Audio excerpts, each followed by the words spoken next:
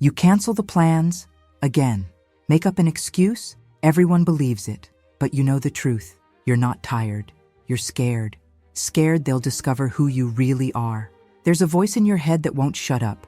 If they really know you, they'll leave. So you pull away first, before it hurts, before they abandon you, before they repeat what already happened. You were 9 years old when you learned this. Someone who promised to stay disappeared. No warning, no explanation, just emptiness burning in your chest. And right there you decided, I'll never need anyone like that again. It felt like strength. It was survival, but it became a prison. Today you have dozens of contacts on your phone, but not one number to call at 3 a.m. You laugh at parties, but cry alone in your car. You're surrounded by people and dying of loneliness because there's something nobody told you. Isolation doesn't protect you from pain. It guarantees you'll suffer alone. And the worst part? You don't even realize you're doing it. There are 4 invisible signs, 4 behaviors you think are self-care, but they're self-destruction in disguise. The first sign? You already did it today and didn't even notice. You're killing yourself slowly and calling it safety. This has a name. It's called avoidant attachment, and it started long before you knew what love was. John Bowlby, a British psychologist, spent decades studying this. He discovered something brutal. Children who had inconsistent caregivers develop a deadly defense mechanism. They learn that emotionally depending on someone is dangerous, so they disconnect. Before being disconnected, you didn't choose this. Your brain chose for you. At 9 years old, when you cried and nobody came, when you needed someone and nobody was there, when you understood that counting on someone means being disappointed, your nervous system recorded that lesson as absolute truth. And now, 10, 15, 20 years later, you're still living like that scared child. You grew up, but the wound didn't. Avoidant attachment works like this. You want connection, but sabotage it before it happens. You desire intimacy, but run when someone gets too close. You dream of someone who stays, but only attract those who leave. Because deep down, you only feel safe when you're in control. And truly loving means losing control. It's not that you don't want to love. It's that you don't know how to love without feeling like you'll die if it goes wrong. Bowlby called this preventive emotional disconnection. You pull away before being abandoned. You end relationships before they end you. You build walls and call them healthy boundaries. And you know what's worse? It works. It works so well that you believe it's the only way to live. Nobody hurts you. Nobody disappoints you. Nobody abandons you. Because nobody gets close enough. But there's a price for that. A price you pay every single day. And you don't even notice. You're safe, but you're alone. You're protected. And the loneliness you created to avoid suffering became the suffering you can no longer escape. Now comes the part that hurts. Because you're going to realize something you already know, but never wanted to admit. You're not isolating yourself by chance. You're repeating a pattern. A cycle that started in childhood and never stopped. And you're the only one who doesn't see it. Look back. How many times have you fallen for someone emotionally unavailable? How many times did you choose someone who didn't choose you back? How many times did you give everything and receive crumbs? It wasn't bad luck. It was unconscious repetition. Bowlby explains this with cutting clarity. You don't choose unavailable people because you like to suffer. You choose them because they confirm what you already believe about yourself. I'm not worthy of staying. True love doesn't exist for me. In the end, everyone leaves. So you find someone who barely looks at you, someone who disappears for days, someone who treats you like an option, and you hold on tight because emotional inconsistency is familiar to you. It's what you knew first, and when someone available shows up, someone who actually wants to stay, someone who treats you well, prioritizes you, is present. You run. You invent flaws. You feel a tightness in your chest, an inexplicable anxiety, because safe love doesn't feel like love to you. It feels boring. It feels fake. This didn't start now.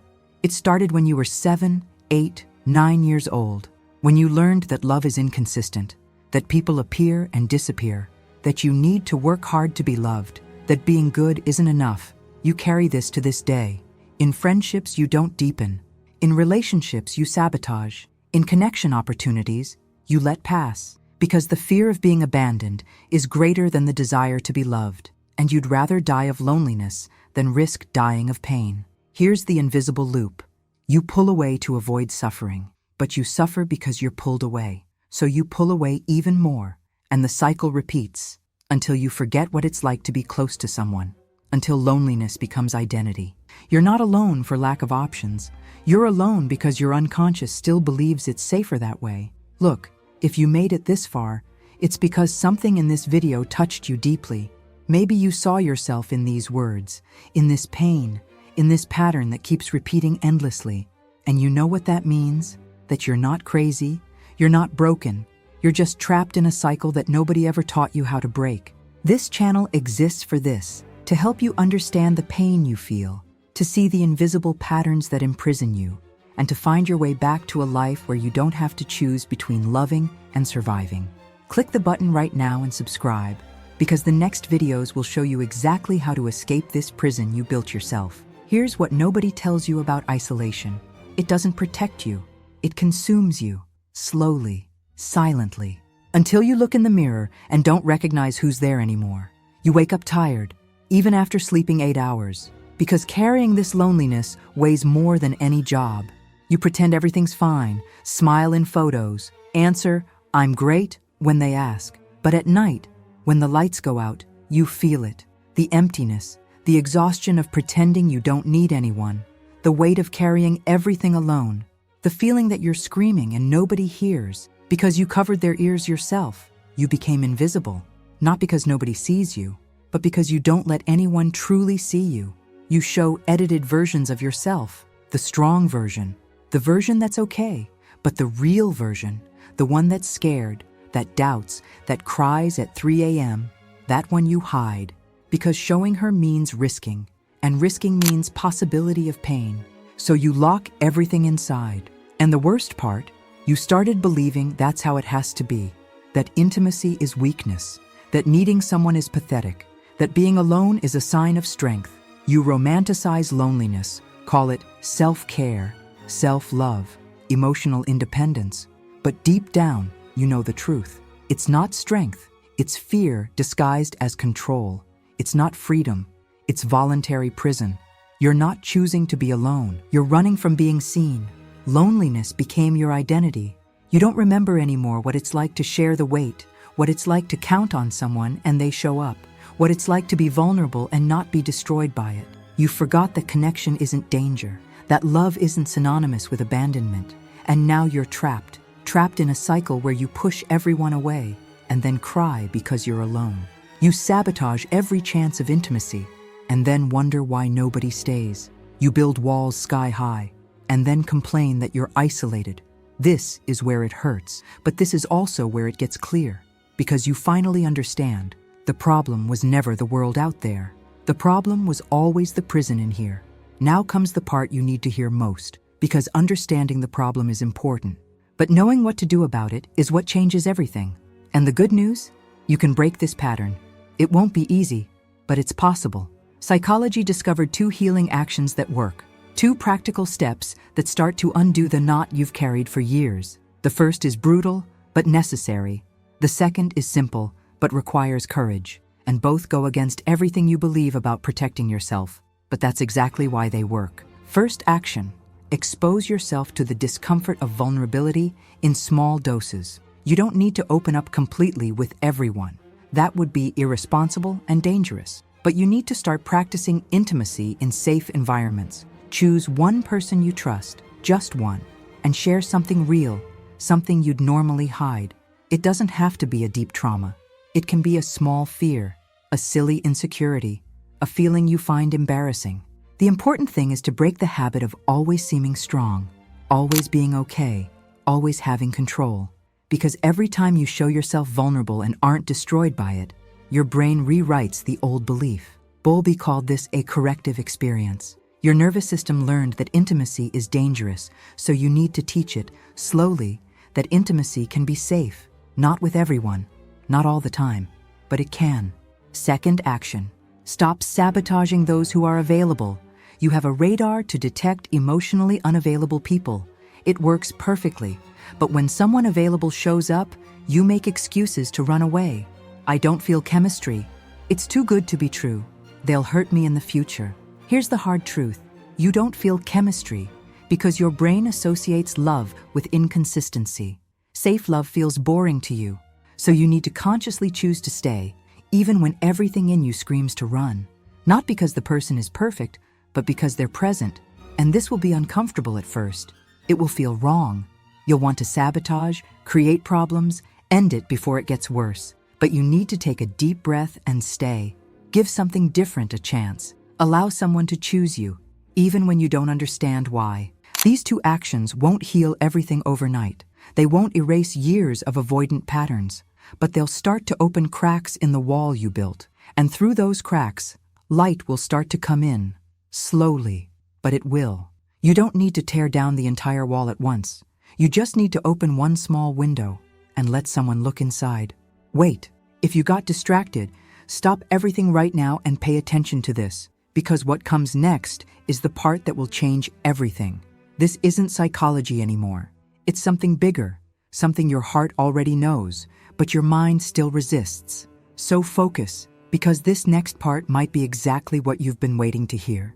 There's something psychology explains, but only faith truly heals, because you can perfectly understand why you're like this. You can name the pattern, identify the wound, recognize the cycle, but understanding isn't the same as being free, and this is where God comes in. Not as a magical answer, not as a religious sermon, but as someone who's always been there, waiting for you to realize you were never truly alone. Even when everyone left, even when you locked yourself in silence, even when you swore you didn't need anyone. There's a passage in the Bible that speaks exactly about this. Jesus told his disciples something that seems cruel at first, but is liberating when you understand it. He said, "A time is coming, and in fact has come, when you will be scattered, and you will leave me all alone." He knew he would be abandoned by his closest friends, by people who promised to never leave. But then he completes it with something that changes everything. "Yet I am not alone, for my Father is with me." He didn't deny the loneliness, didn't pretend the abandonment didn't hurt, but he also didn't let loneliness be the final word, because even when everyone left, God stayed. And here's what you need to understand today. You may have been abandoned by people, may have learned that depending is dangerous, may have built walls so high that nobody can climb them. But there's someone who never needed to climb, because he's always been on the inside with you. God isn't out there knocking on the door asking to come in. He's in here, waiting for you to stop running, waiting for you to realize that the presence you need most has never abandoned you, that the connection you desperately seek outside yourself already exists within, that you were never rejected by him.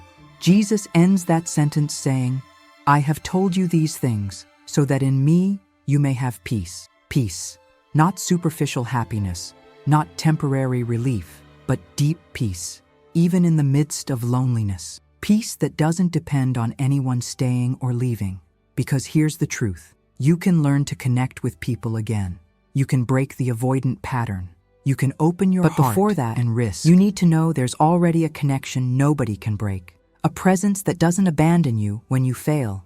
And when you understand this, something shifts. You no longer need to cling to people desperately.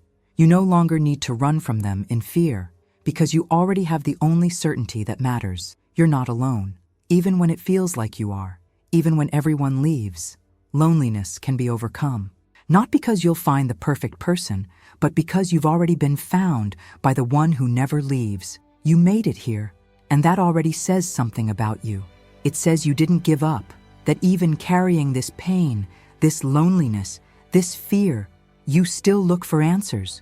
You still believe it can be different, and it can. Let's put it all together now. Psychology showed you the pattern: avoidant attachment, fear of abandonment, cycle of self-sabotage. You saw how it started in childhood, how it repeated in adulthood, how it became a prison.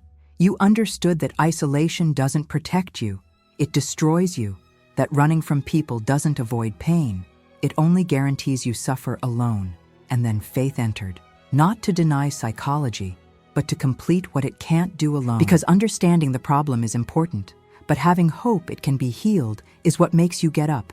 And the spiritual truth you need to engrave in your heart is this: You were never truly alone.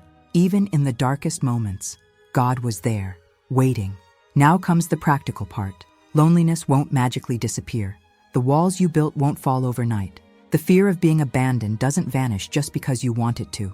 But you can start making different choices, small choices, but powerful ones. You can choose to share something real with someone, even if your voice shakes. You can choose to stay when everything in you screams to run. You can choose to trust God when you can't trust anyone else. You can choose to believe you're worthy of being loved, even when your mind insists you're not. You can choose to open one window in the wall, just one, and let the light in. And you know what will happen? You'll fail. Sometimes you'll retreat back to isolation. Sometimes you'll sabotage again. Sometimes you'll feel like you're not making any progress. But each time you try again, the pattern loses a bit of strength. Each time you choose vulnerability over control, your brain rewrites the story. Bowlby discovered this. Attachment patterns can change. It's not easy, it's not fast, but it's possible. Jesus showed this. Even in the most brutal loneliness, God is present. And when you understand these two truths together, everything changes. Because you realize you don't have to do this alone. Not the psychological healing, not the spiritual journey. The loneliness you've carried for years can transform, not into something that completely disappears, but into something that no longer defines you. Into something you learn to walk through without losing yourself. Into something that taught you you're stronger than you imagined, and that you were never as alone as you believed. You have a choice now. You can close this video and continue in the same pattern. Keep isolating, keep running, keep dying slowly. Or you can take the first step, a small, scary, but real step. A step toward connection, toward vulnerability, toward faith. And when you take that step, you'll realize something, that on the other side of fear was the life you always wanted, that on the other side of isolation was the peace you always sought, that on the other side of loneliness was God, waiting to show you that you never needed to carry everything alone, and that the right people were also there, waiting for you to let them in. You can change your destiny, not because you're strong enough to do everything alone, but because you finally understood you never needed to be alone.